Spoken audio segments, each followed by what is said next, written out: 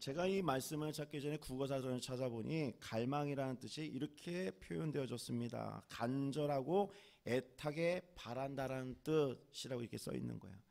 그러니까 오늘 말씀을 다시 돌려보면 여호와를 지금 간절히 바라고 애타면서 바라고 있느냐라고 우리에게 물어보고 있는 거예요. 여러분들 여호와를 갈망하고 계십니까? 여호와를 간절히 애타게 찾고 바라보면서 계신 거예요.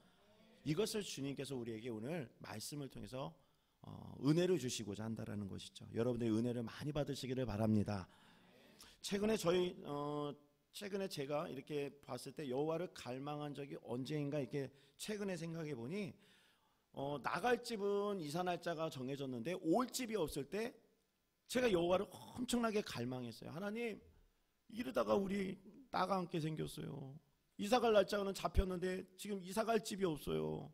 어떡합니까? 그때 늘 애타게 찾고 주님 일하여 주옵소서 갈망했던 그 기억이 이 말씀을 준비하면서 떠올랐어요.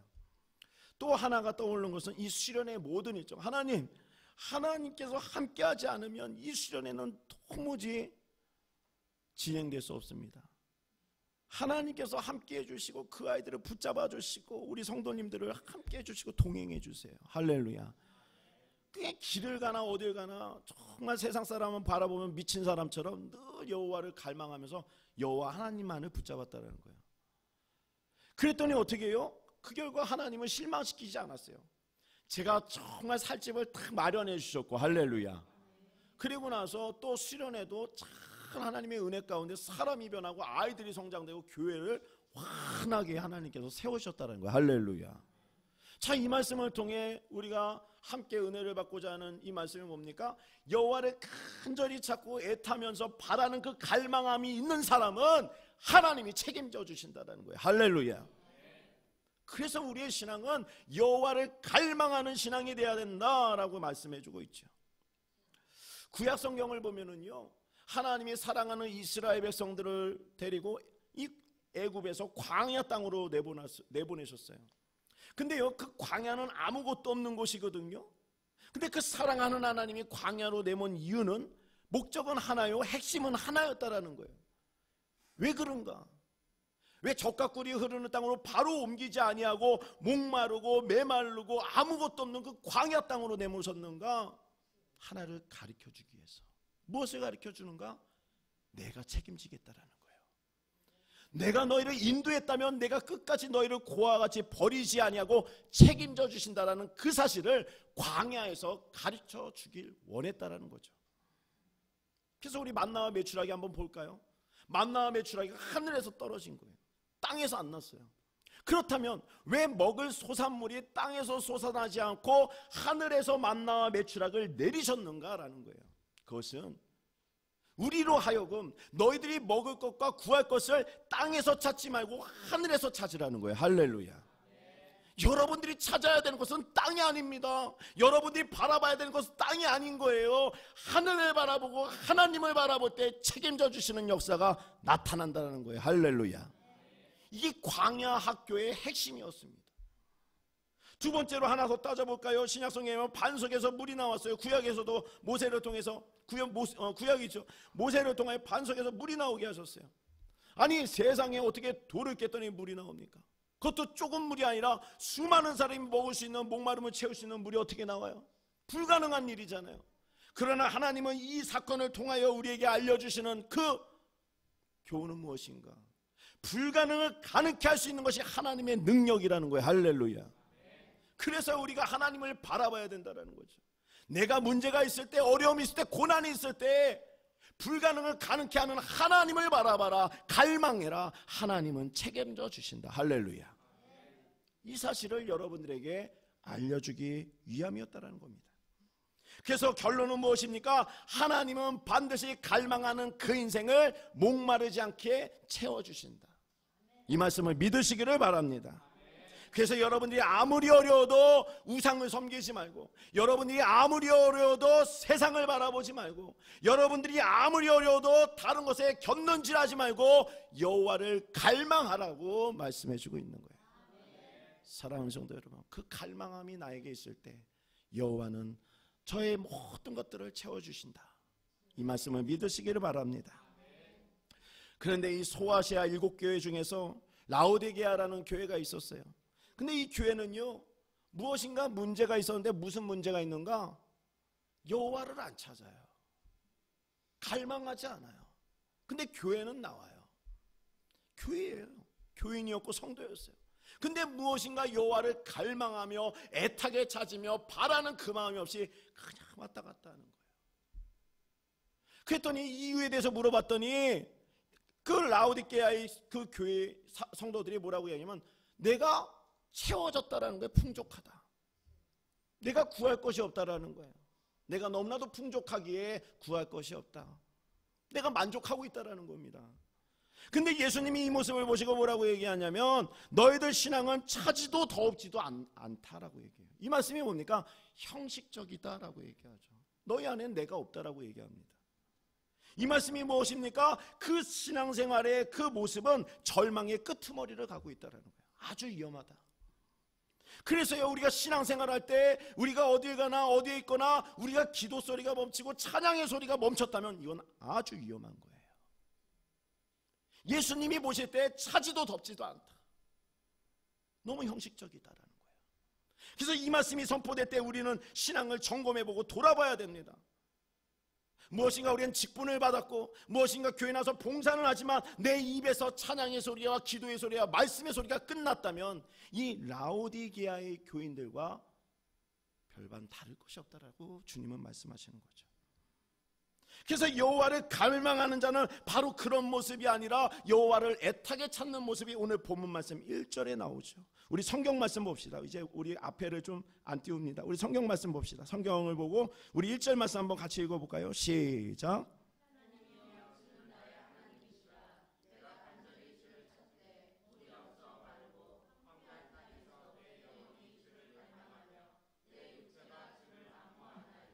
아멘. 그러니까요, 여호와를 갈망하는 인생은 자기가 무엇인가 부족하다는 걸 아는 사람이 되는 거예요. 주를 찾되 물이 없어 마르고 황폐한 땅에서 찾는다. 하나님 없습니다, 부족합니다라는 그 상황에서 찾는다라는 거예요. 그러나 물이 넘치고 정말 비옥하고 그러면은 사람들은 안 찾기 시작한다. 저도요, 이제 목회하다 보면 사실 목회자가 가정을 소홀히 할 때가 많이 있어요. 교회 나오면 이 조그만 교회도 할 일이 엄청 많습니다. 정말 기가 막히게 많아요. 그러다 보면 가정이 소홀히 할 때가 있어요. 아들 하나 이번에 영유아 성경학교 한다고 해서 있는 거 없는 거 해가지고 수영복 하나 이렇게 했거든요. 수영복이 딱 했는데 수영복이 벌꿀처럼, 오늘 사진 안 돼, 벌꿀, 이게 벌 모양이에요. 꿀벌 모양으로 돼서 이뻐요. 그게 너무 이뻐가지고 있는데, 그때는 여기 사모님 어쩔 수 없이 같이 갔다 온 거니까 입혔는데, 여름이 다가도록 수영장을 한번 못 데리고 가는 거예요. 올해 한 번밖에 못 입는 거거든, 수영복을. 다 커가지고. 우리 아내도 저기 사모님도 안타까워하고 그러길래, 내가 아들한테도 이게 좀 소홀한 부분도 있고 그러다가, 하나님 내가 이 수영장을 좀 가서 같이 좀 이렇게 해줬으면 좋겠습니다 기도하는데, 갑자기 주님이 뭐라고 말씀하냐면, 너 그게 문제가 아니라 너 아들하고 가정 예배 드리라는 거예요. 그 말씀이 딱 들어오는 거예요. 너 왜 말씀을 안 먹이냐는 거예요. 그래서 그 말씀을 듣고 내가 깜짝 놀래가지고, 무엇인가 아들을 위해서 뭐 먹는 것, 입는 것, 그런 거 다 공급해 주는데, 정작은 목사가 아들을 위해서 말씀을 안 먹이고 기도를 안 해주고 있다는 거예요. 근데 얼마나 창피한지 모릅니다. 그래서 요즘 저요, 집에서 자기 전에 우리 아내하고 아들 하나 딱 가운데 놔두고 잠언 말씀 딱 펴서 잠언 말씀을 이렇게 해요. 예배 드리고 있어요. 할렐루야. 그랬더니 아이도 눈을 맞추면서 얼마나 기쁜지 몰라요. 그런 시간을 안 가졌다면 이 행복을 어디서 찾겠냐는 거예요. 이 세상에서 찾겠냐는 거예요. 그러니까 내가 부족한 것을 알아야 여호와를 갈망하고 찾아간다는 거죠. 사랑하는 성도 여러분, 여러분들도 여호와를 찾아가시는 분들이 되시기를 바랍니다. 우리 2절 말씀을 같이 읽어봅시다. 2절 말씀 시작.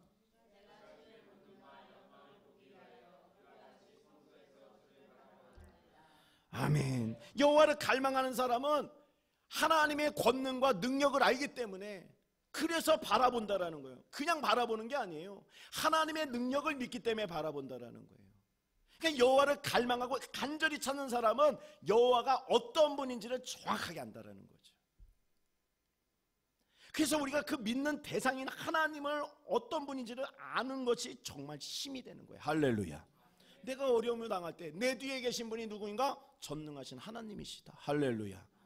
오늘 제가 이게 교회를 운전하고 성도님들 운전하고 오는데 옆에 있는 청년에게 이렇게 봤더니 맨 앞에 길을 가는데 큰 산이 이렇게 딱 가로막힌 것처럼 큰 산이 배경으로 딱 있었어요. 정면에 무엇인가 큰 산이 나의 길을 막는 것 같이. 그래서 갑자기 그 청년하고 같이 교제하고 싶어서 제가 이랬어요. 앞에 보이는 게 뭐니? 라고 물어봤죠. 그랬더니 산이요 그러더라고. 그래, 우리의 인생은 산처럼 막힌 것이 많이 있을 수 있지. 근데 그 산 너머에 뭐가 있니? 내가 물어봤어요. 그랬더니 아주 뭉글뭉글한 멋있는 구름이 아주 작품처럼 있는 거예요. 그 산 뒤에. 맞다. 아무리 우리가 인생에 산처럼 막힌 곳이 있을지라도 그 뒤에 그 구름과 같이 광대하신 하나님이 살아계시다. 할렐루야. 우리는 그 구름을 바라보고 나아가야 된다. 이렇게 같이 은혜를 나눴습니다. 이것이 뭡니까? 분명한 그 하나님의 권능과 능력이 그 산 너머에 있기 때문에 그런 거죠. 그렇기 때문에 여호와를 갈망할 수밖에 없는 것입니다. 그래서 여호와를 갈망하는 사람은 3절 말씀에 우리 이렇게 표현됩니다. 우리 3절 말씀 읽어볼까요? 시작.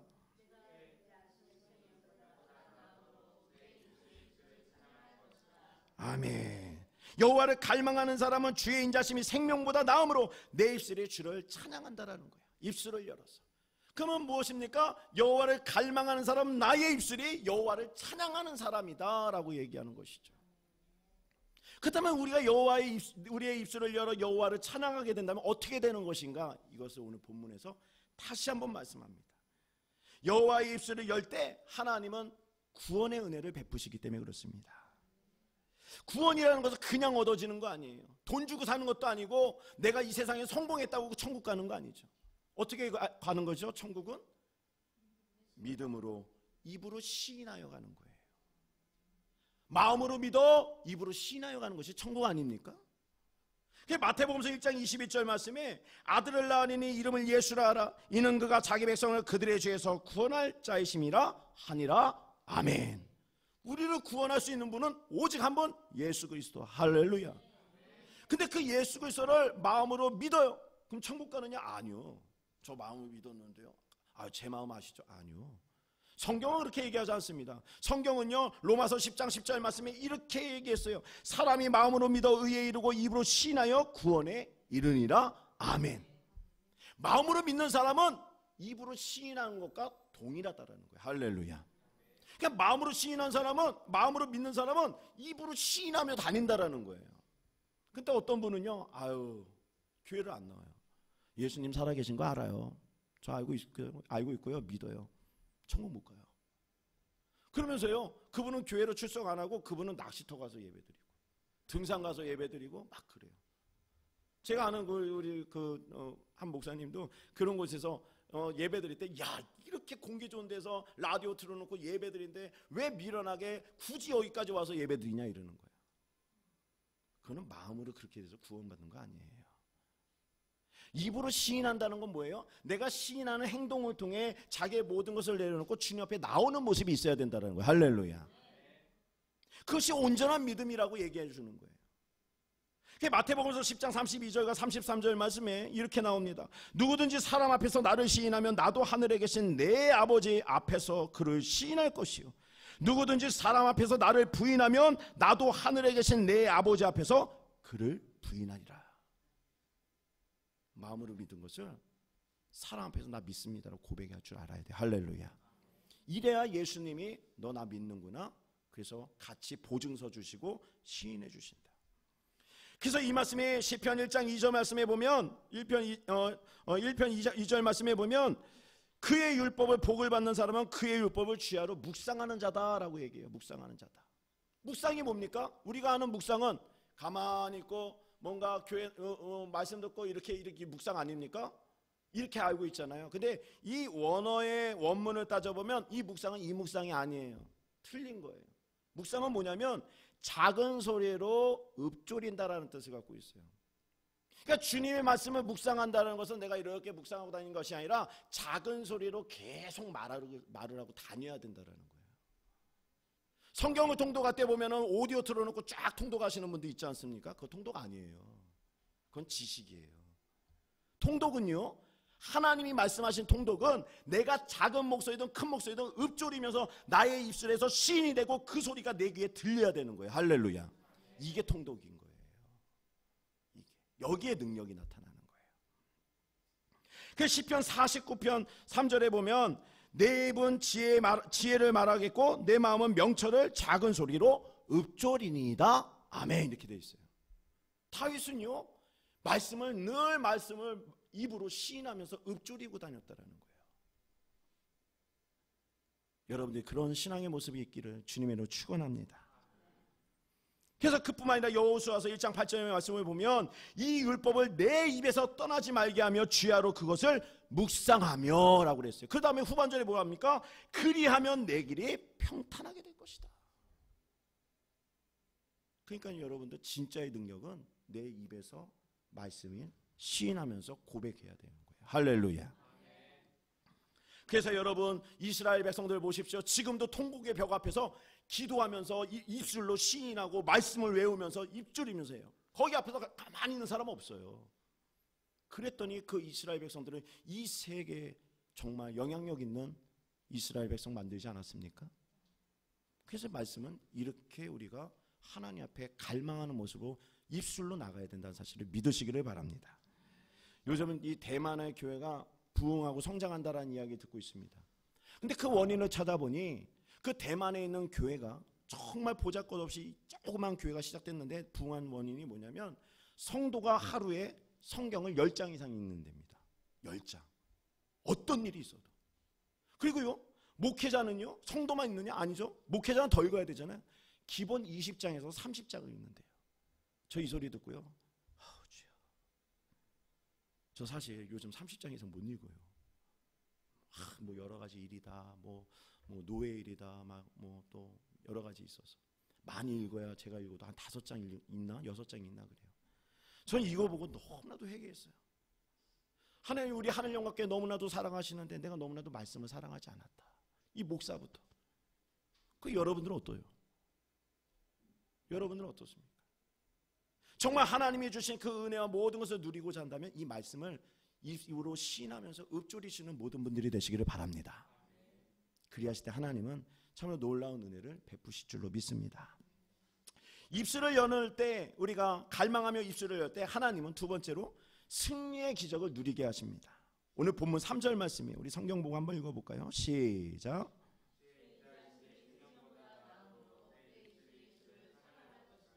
아멘. 사랑하는 성도 여러분, 그 견고한 여리고성이 어떻게 무너졌지요? 강력한 무기였습니까? 힘센 사람들이 밀어붙였어요? 아니죠. 하나님의 권능과 능력으로 무너뜨렸죠. 할렐루야. 그런데 그 중간에 누가 있었냐면 여호와를 갈망하며 여호와의 입술을 벌리는 그 사랑하는 백성들이 있었다라는 거예요. 할렐루야. 그래서 여호와를 갈망하는 그 입술은 하나님이 승리케 하신다는 사실을 믿으시기를 바랍니다. 여리고성 첫째 날부터 여섯째 날까지 하루하루 한 바퀴씩 돌라고 그랬어요. 그러니까 그 백성들이 여호와를 갈망하며 여호와의 권능과 일하심을 믿으면서 늘 한 바퀴씩 돌았어요. 그리고 마지막 날 7바퀴를 돌리니까 그대로 순종했어요. 그 다음에 나팔 소리가 들렸어요. 그런데 여호와께서 외치라는 것처럼 함성을 확 질렀던 거죠. 저는 이 말씀들 묵상할 때 이 함성 소리가 들렸어요. 이 귀가 멀 정도로 확 소리 들리는 그 함성 소리를 전 들었어요. 승리의 함성 소리를 들었어요.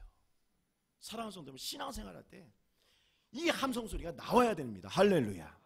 이 함성 소리가 여러분들에게 들려야 되는 거예요. 바로 그때가 하나님이 일하시는 때요, 그때가 하나님의 권능의 팔을 펼쳐주실 때라는 사실을 믿으시길 바랍니다. 여러분들의 인생과 가정 속에 여러분들의 믿음으로 갈망하는 소리로 함성을 지르게 된다면 하나님은 일하신다는 사실을 믿으시기를 바랍니다. 암몬과 모압과 세일 그 연합군들이 이스라엘 백성들을 쳐들어올 때 여호사밧은 무엇을 했냐면, 야, 무기 챙겨라. 엄청 큰 군대가 다가온다. 무기 챙겨라라고 얘기하지 않았어요. 저희 전투복을 입어라 안 했어요. 뭐부터 했어요? 찬양단을 세웠어요. 야, 찬양단 나와. 찬양단. 앞으로 전진했어요.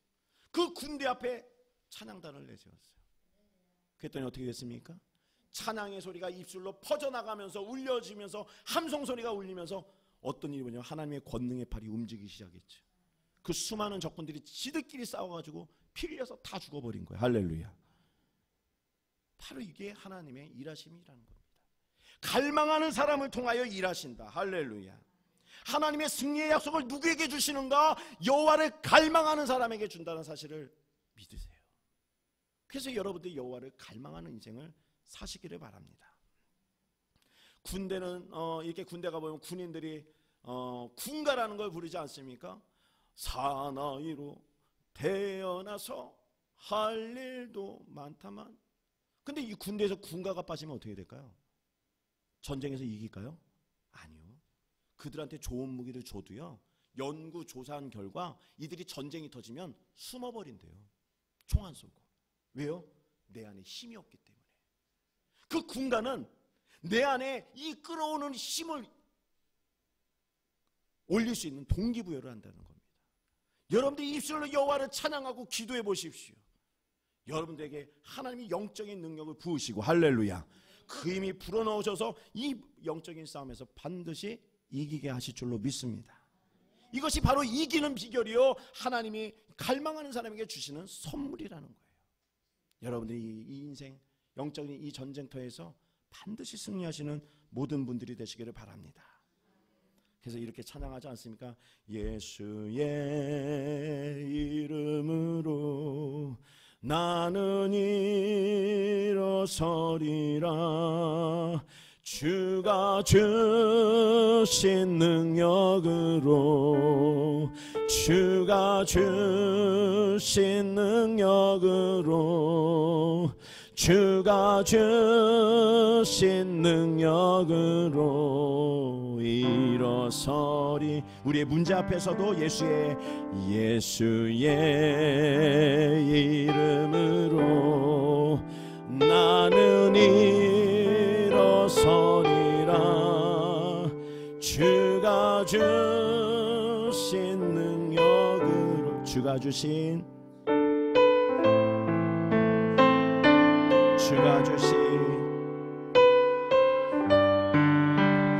능력으로 일어서리. 나의 고통과 어려움 앞에서도 예수의 이름 일어나십시오. 나는 일어서 예수의 능력으로, 아멘. 주가 주신 능력으로, 주가 주신 능력으로, 주가 주신 능력으로 일어서리. 아멘. 우리는 일어날 줄로 믿습니다. 일어나면 승리하게 될 줄로 믿습니다. 여호와께 하나님 앞에 영광의 박수 올려드립시다. 우리가 세 번째로 우리가 여호와를 갈망하며 마지막으로 입술을 열 때 풍성한 은혜를 베풀어 주신다고 말씀합니다. 오늘 본문 4절 말씀이에요. 4절 말씀 한번 읽어봅시다. 시작.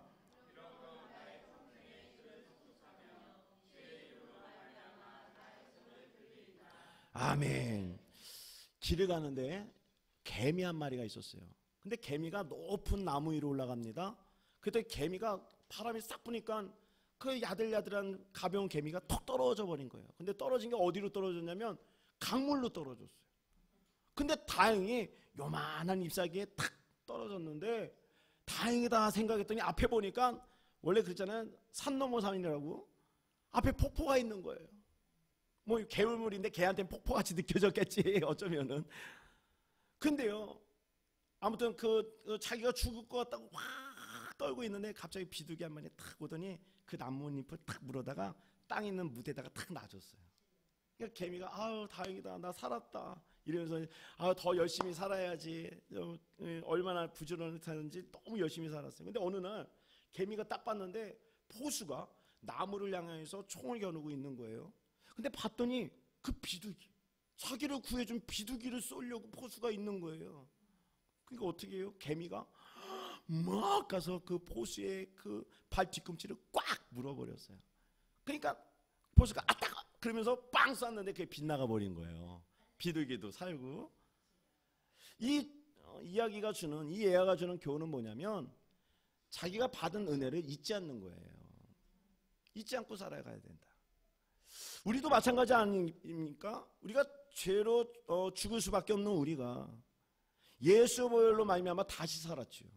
그래서 우리의 능력으로 오늘 살아가는 것이 아니라 예수의 그 값진 그 보혈의 대가로 우리가 살아가고 있다는 거예요. 할렐루야.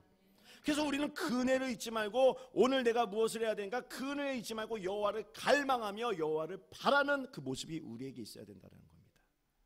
그런데요, 사람들은 예수 십자가의 보혈로 내가 그 죽을 수밖에 없는 그 죄에서 그 내가 구원받았다는 사실을 까맣게 잊어버려요.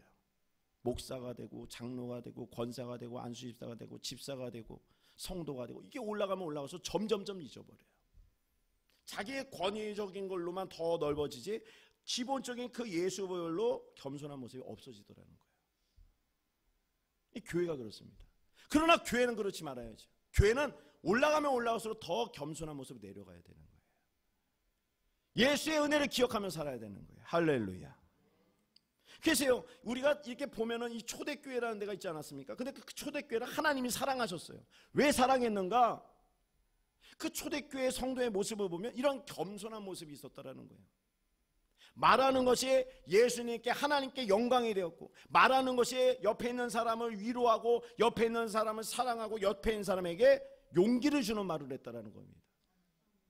말하는 것이 그래서 입술로 나오는 것이 곧 입술로 말하는 것이 다 여호와를 갈망하는 모습이 그 안에 풍성하게 넘쳤다라는 거예요. 그렇다면 그 초대교회 모습에 있는 그 분들은 어떻게 그렇게 할 수 있었는가? 바로 내가 죄에서 구원받았다라는 영원한 생명을 얻었다라는 그 한 가지만 해도 기뻐했다라는 겁니다. 할렐루야.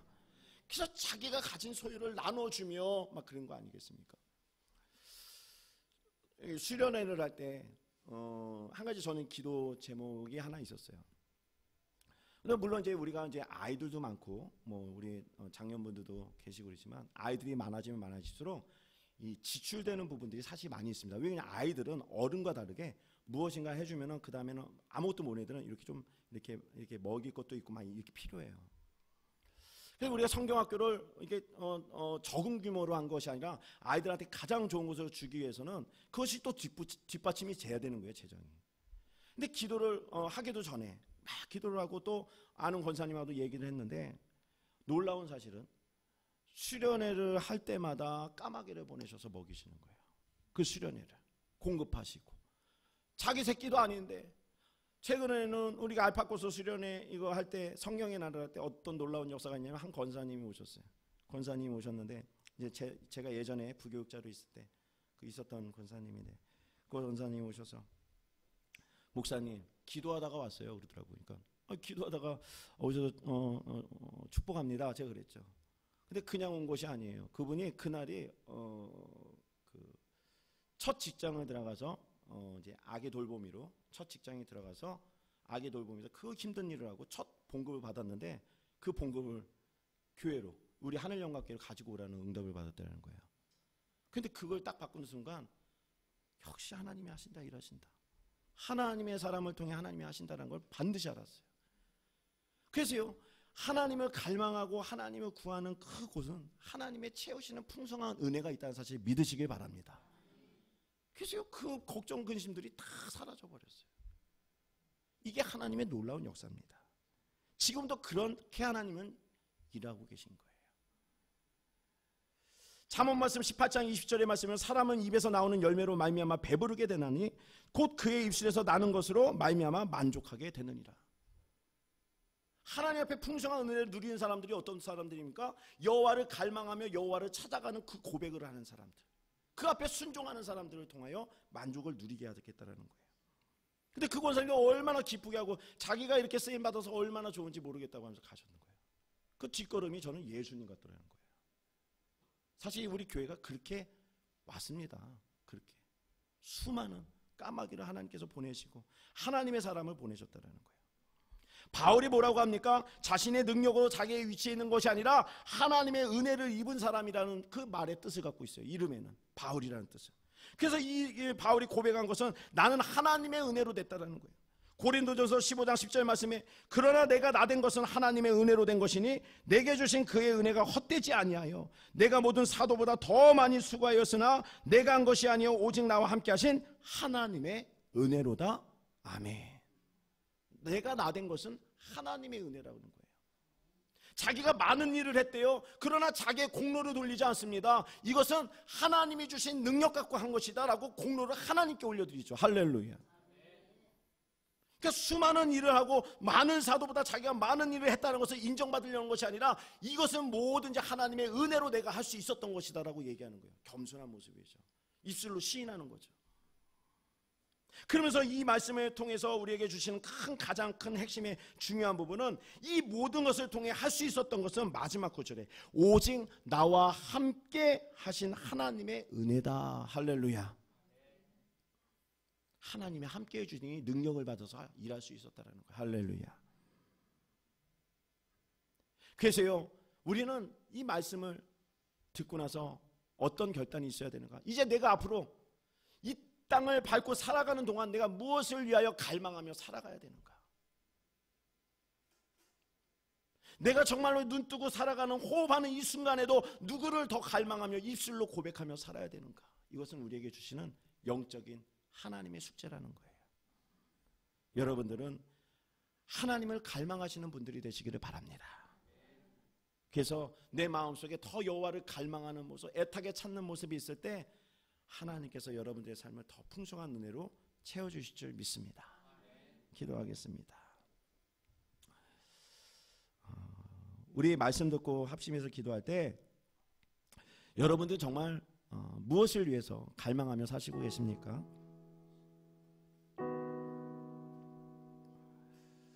또 어떤 갈망하는 삶을 또 원하고 계십니까? 내 안에 고통과 아픔과 역경 속에서도 주님을 찾는 모습이 내 안에 있었습니까?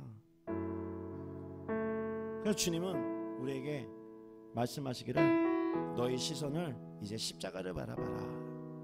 십자가 바라봐라. 십자가의 능력이 너에게 큼이다라고 얘기해요. 할렐루야. 그래서 우리가 이 시간 기도할 때 내 주님 오늘 말씀 듣고 우리 기도합니다. 갈망합니다. 우리 마음속에 이 메마른 심령 속에 여호와를 갈망할 수 있는 심령이 되게 하여 주시옵소서. 여호와의 갈망함으로 여호와의 능력을 경험하게 도와주시옵시고 여호와를 갈망함으로 여호와의 주시는 은혜와 그 놀라운 은총들을 경험할 수 있도록 나를 도와달라고 우리 주님의 이름 한 몸으로 기도합시다. 주여